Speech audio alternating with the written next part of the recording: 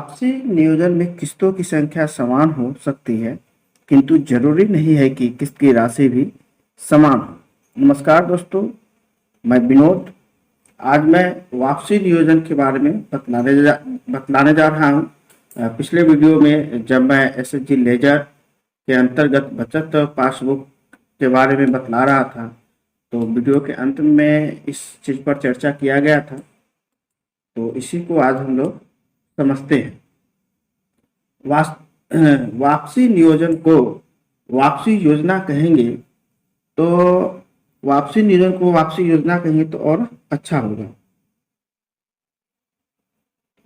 समझने के दृष्टिकोण से। कारण यह है कि सदस्य जो पैसा वापस करती है, एक योजना के अनुसार करती है। वापसी नियोजन में किस्तों की संख्या समान हो सकती है। वापसी नियोजन में किस्तों की संख्या समान हो सकती है, किंतु जरूरी नहीं है कि किस्त की राशि भी समान हो। किस्त में दी जाने वाली राशि सदस्य खुद निर्धारित करती है। मान लिया कि समूह के सदस्यों ने 20 किस्त में पैसा वापस करने का निर्णय लिया और सभी सदस्यों ने 20-20 हजार रुपया लिया और सभी को 1-1 हजार रुपये का किस्त निर्धारित कर दिया गया। किस्त की राशि कितना वापस करेगी सदस्य के स्थिति पर निर्भर करता है। किसी माह में उसका आमदनी अधिक हुआ है तो ज्यादा वापस करेगी। यदि किसी माह में उनका सदस्य दीदी का आमदनी कम हुआ है तो वो कम वापस करेगी।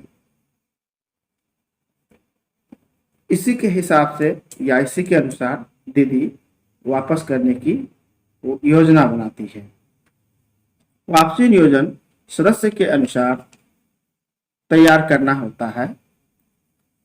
उनसे बात करके कर सकते हैं या दीदी का स्थिति के बारे में दीदी खुद जानती है कि हमारा क्या स्थिति है, उसके पास आमदनी का स्रोत क्या क्या है, कहाँ कहाँ से उसको इनकम जनरेट होता है।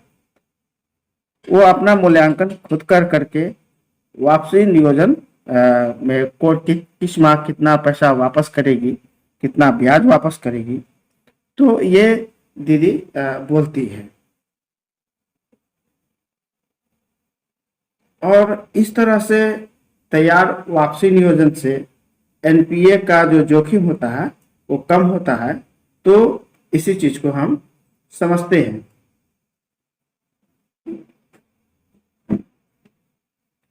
मान लीजिए किसी सदस्य को जनवरी से पहले माह में 20,000 रुपया का लोन दिया गया था। वो देखेंगे हम लोग कि किस प्रकार से वो कितना रुपया का वापसी नियोजन या वापसी योजना बनाई है। तो जनवरी माह में 1,000 रुपया मूलधन और 200 रुपया ब्याज वापस करने की बात कही गई है। उसके बाद फरवरी माह में 1,000 रुपया मूलधन और 190 रुपया ब्याज। मार्च माह में 500 रुपया और ब्याज 180 रुपया। तो यहाँ देख रहे हैं कि दीदी का जो आमदनी है वो मार्च माह में कम है, इसीलिए 500 का ही किस्त निर्धारित की है। अप्रैल माह में 500 रुपया और ब्याज 175 रुपया। मई महीने में दीदी का और हाल खराब हो गया, जिस कारण से वो 400 रुपया ही वापस करने की बात कही और 170 रुपया ब्याज। जून माह में दीदी का आमदनी कुछ अन्य स्रोत से आया, जैसे कि खेतीबाड़ी से हो या पशुपालन से हो, जिस कारण से वो 1600 रुपया वापस करने का वापसी नियोजन बनाई है और 166 रुपया ब्याज। जुलाई माह में 1,000 रुपया मूलधन और 150 रुपया ब्याज वापसी नियोजन बनाई है देने के लिए।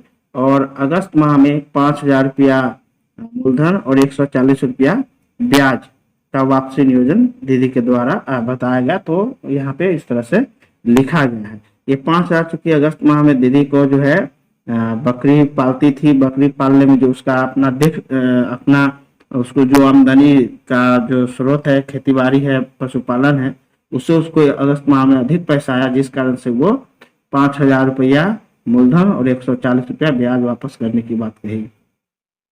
सितंबर माह में 1,000 रुपया मूलधन और 90 रुपया ब्याज वापस करने की बात कही। अक्टूबर माह में 1000 रुपया मूलधन और 80 रुपया ब्याज वापस करने के बारे में कही।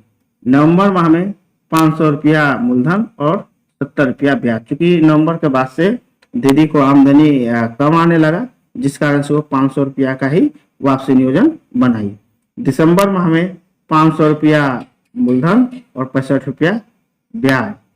जनवरी माह में 400 रुपया असल यानी कि मूलधन और 60 रुपया ब्याज।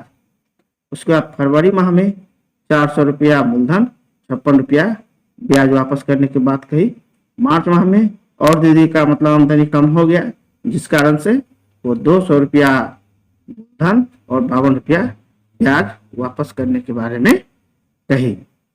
अप्रैल माह में दीदी को अधिक इनकम होने के कारण 2000 रुपया मूलधन और 50 रुपया ब्याज वापस करने की बात कही। उसके बाद मई माह में फिर दीदी का आमदनी कम हो गया, जिस कारण से वो 500 रुपया का मूलधन और 30 रुपया का ब्याज वापस करने के बारे में कही। जून माह में 500 रुपया मूलधन और 25 रुपया ब्याज वापस करने के बारे में कही। और जुलाई माह में 1000 रुपया असल और 20 रुपया ब्याज वापस करने के बाद कही। और अगस्त माह में 1000 रुपया असल। इस तरह से वो अपना किस्त जो राशि ली थी वो वापस करने के बारे में बताई। तो इस तरह से जब हम वापसी नियोजन बनाते हैं तो इसमें एनपीए का जो जोखिम होता है बहुत कम होता है। तो हम देख रहे हैं कि किस्त की संख्या समान है, किंतु इसमें जो पैसा वापस होना है इसमें जो पैसा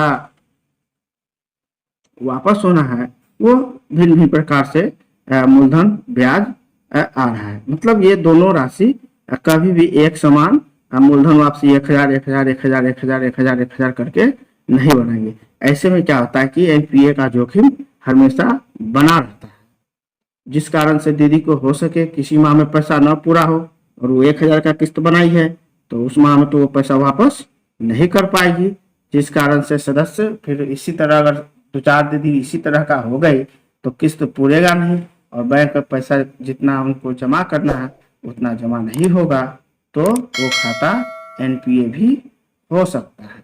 वीडियो देखने के लिए धन्यवाद।